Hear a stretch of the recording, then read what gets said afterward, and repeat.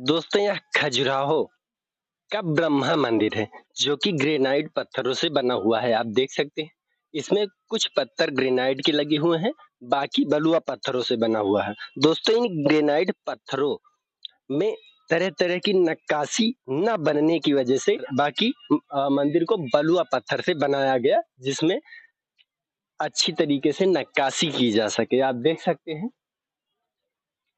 यहाँ पर सुंदर तरीके से मूर्तियां बनाई गई हैं। बाकी हम मंदिर के अंदर चलते हैं, आइए। देख सकते हैं इस मंदिर में चतुर्मुखी शिवलिंग स्थापित है।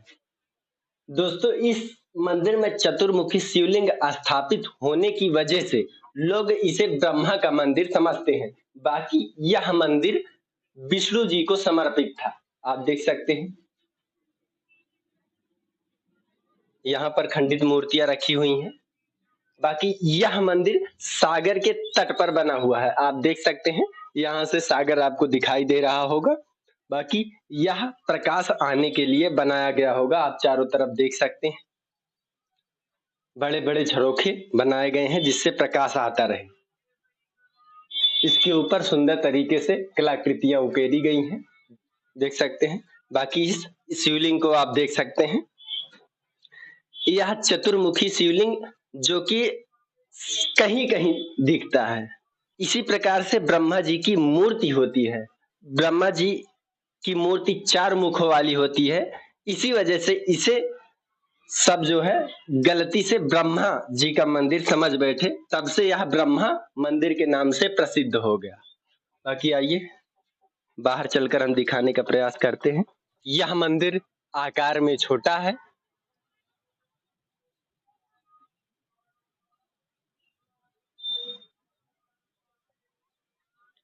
चारों तरफ ग्रेनाइट पत्थर लगे हुए हैं।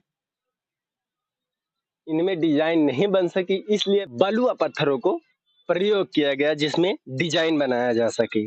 आप देख सकते हैं इस तरफ भी मूर्तियां उकेरी गई हैं। बाकी यह बड़ा सागर आप देख सकते हैं। दोस्तों जैसा कि यह मंदिर ब्रह्मा मंदिर के नाम से जाना जाता है, परंतु यह ब्रह्मा जी का मंदिर नहीं है। आप देख सकते हैं यह शिलालेख पर भी अंकित किया गया है। इसमें लिखा गया है मंदिर गर्भगृह में एक चतुर्मुखी शिवलिंग की स्थापना की गई है, जिस कारण इस मंदिर को आम जनमानस भूलवश ब्रह्मा मंदिर के नाम से पुकारता है। बाकी यह मंदिर विष्णु जी को समर्पित था। जैसा कि इस मंदिर के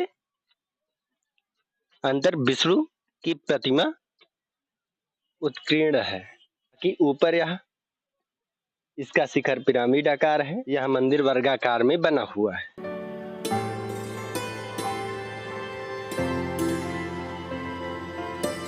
तो यह खजुराहो का सबसे प्राचीन मंदिर बताया जाता है। बाकी यह मंदिर आपको कैसा लगा कमेंट कर जरूर बताइए। अगर आप चैनल में नए हैं तो चैनल को सब्सक्राइब कर वीडियो को शेयर करें। जय हिंद दोस्तों।